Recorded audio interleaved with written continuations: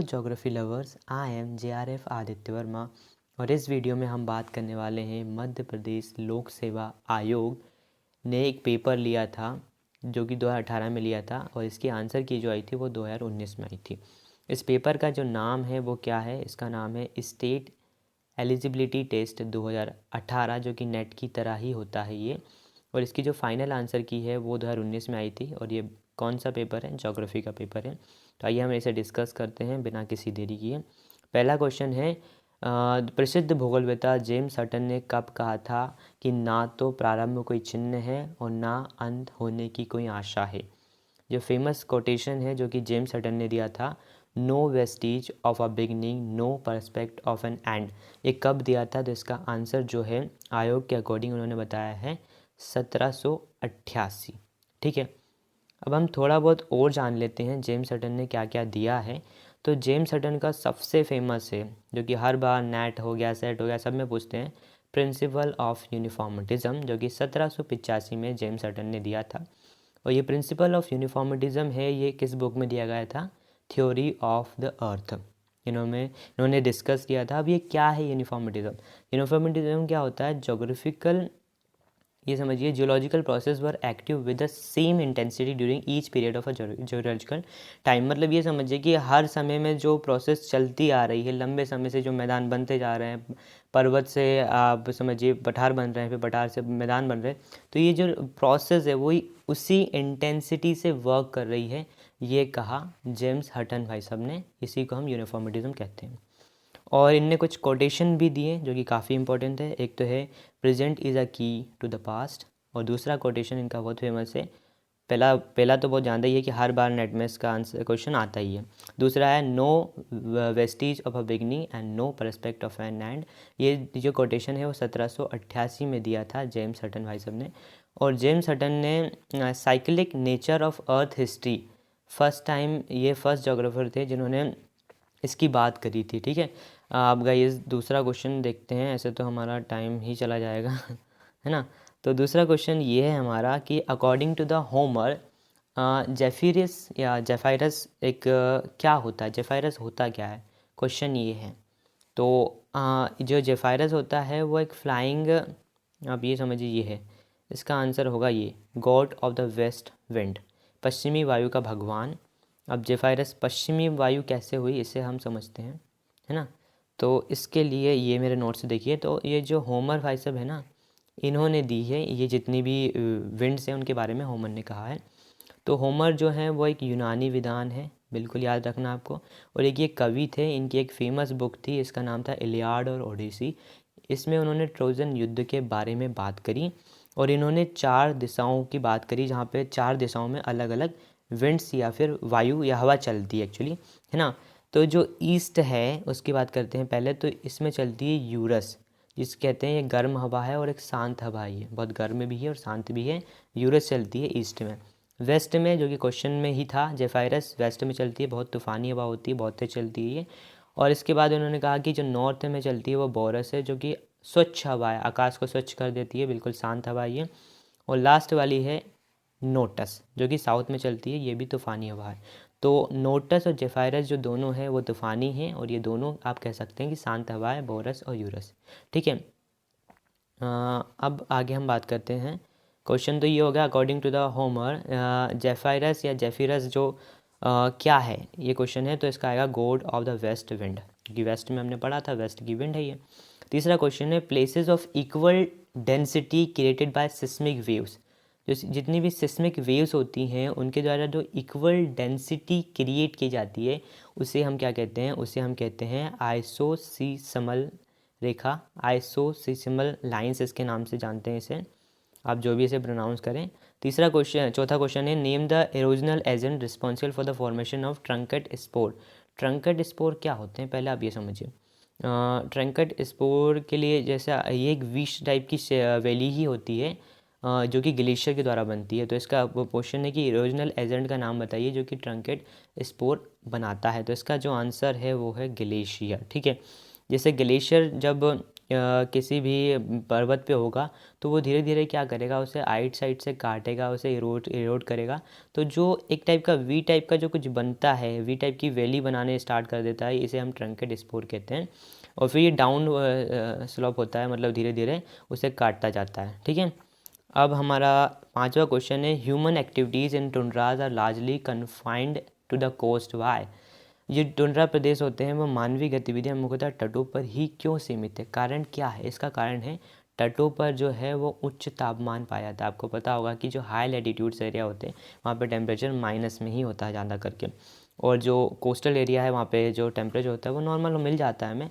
तो वहाँ पे लोग जो एस्किमो हो गए, जो टुंड्रा एरियाज़ में लोग रहते हैं, वो ज़्यादा करके प्रेफर करते हैं कि हम कोस्टल एरिया में रहें, क्योंकि वो टेम्परेचर वहाँ पे बराबर मिल जाता है उनको।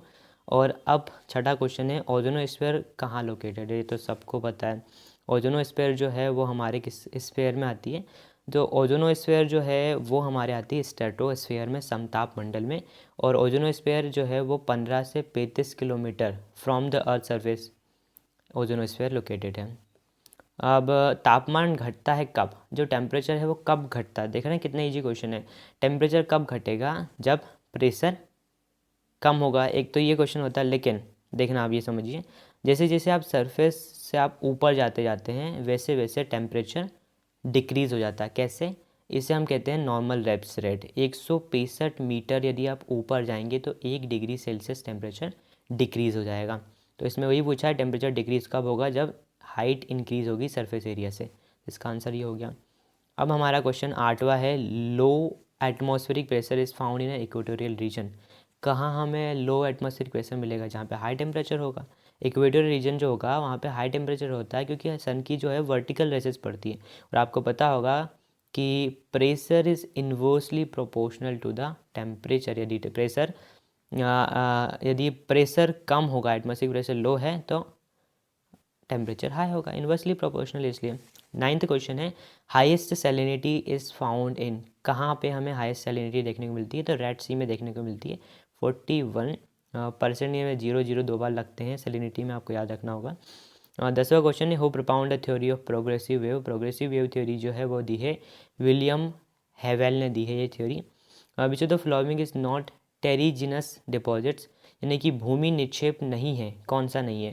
तो इसका आंसर आएगा नेरेटिक मैटर्स जो होते हैं वो इसमें भूमि निक्षेप नहीं है। नहीं तो आप देखें तो क्ले, सैंड और ग्रेवल जो है वो भूमि निक्षेप है, भूमिज निक्षेप है। 12वां क्वेश्चन है, the river which flow from south to north. ये क्वेश्चन काफ़ी अच्छा है मेरे हिसाब से। तो इसका आंसर आएगा तुंगभद्रा। कैसे? जो तुंगभद्रा है वो कर्नाटक से निकलती है, जैसे आप इंडिया कहें तो ये कर्नाटक रीजन है, यहाँ से निकलती है ये। और ये कृष्णा रिवर जो है उसमें मिल जाती है तुंगभद्रा रिवर। तो ये कैसे चल रही है देख लीजिए, साउथ से नॉर्थ चल रही है।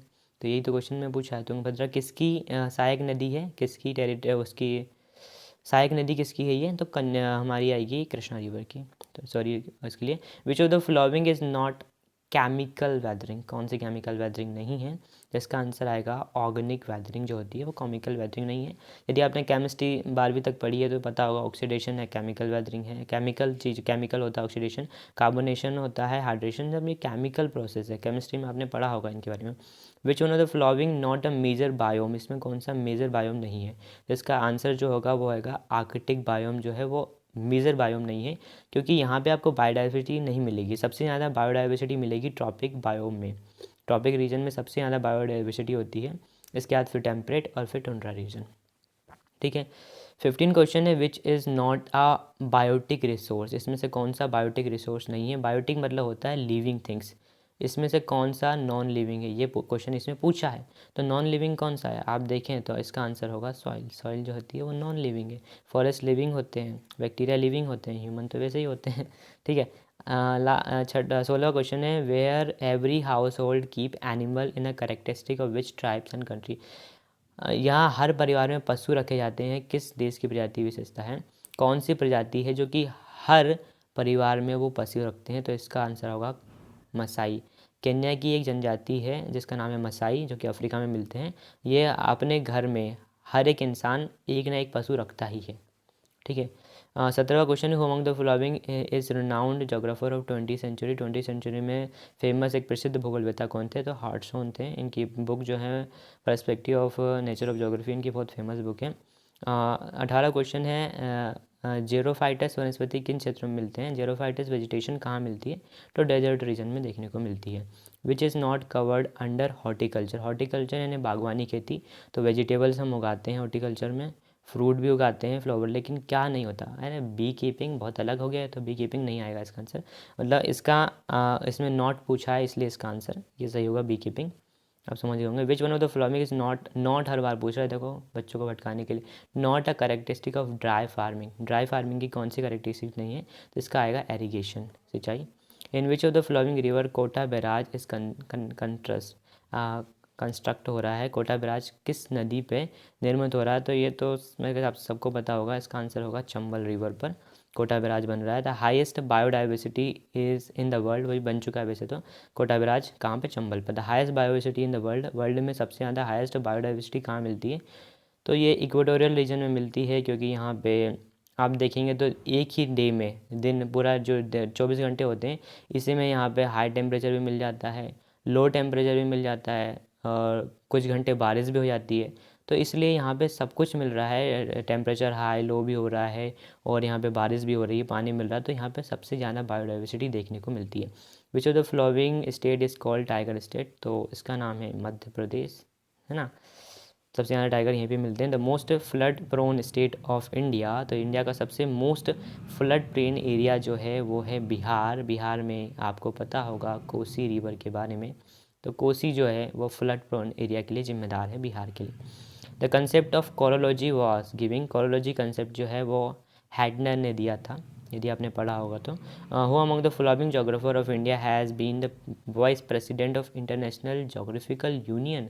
बहुत बड़ी बात है। तो ये बने हैं professor R B Singh. Professor R B Singh जो हैं वो किसके? IGU यानी इंटरनेशनल जोग्राफिकल यूनियन के वाइस प्रेसिडेंट बन चुके हैं, ये रह चुके हैं, मतलब अभी नहीं है लेकिन। Which is a dry wind, dry wind कौन सी है?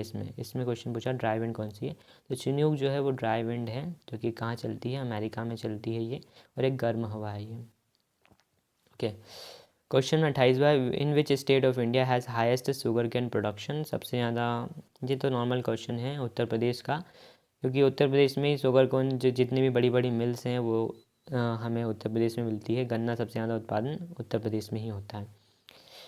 Which is not a convectional source of energy, कौन सा परंपरागत स्रोत नहीं है? तो इसका आंसर क्या होगा? इसका आंसर आएगा बायोमास। यदि आप कहें परंपरागत स्रोत जो कि हम इसे डबल से बना नहीं सकते, जैसे कोयला एक बार ख़त्म तो ख़त्म, पेट्रोलियम ख़त्म तो ख़त्म, नेचुरल गैस ख़त्म तो ख़त्म, बचा क्या जिसे हम डबल से बना सकते हैं, यानी कि ये नॉन कन्वेक्शनल है। ये तो कन्वेक्शन, नॉट अ कन्वेक्शन, ये नॉन कन्वेक्शनल है, तो biomass is non convectional. Not ज़्यादा पूछ रहे हैं ये भटकाने के लिए बच्चों के लिए। विच सॉइल इज़ फाउंड इन मालवा प्लेटू, मालवा प्लेटू में कौन सी सॉइल मिलती है? तो ब्लैक सॉइल।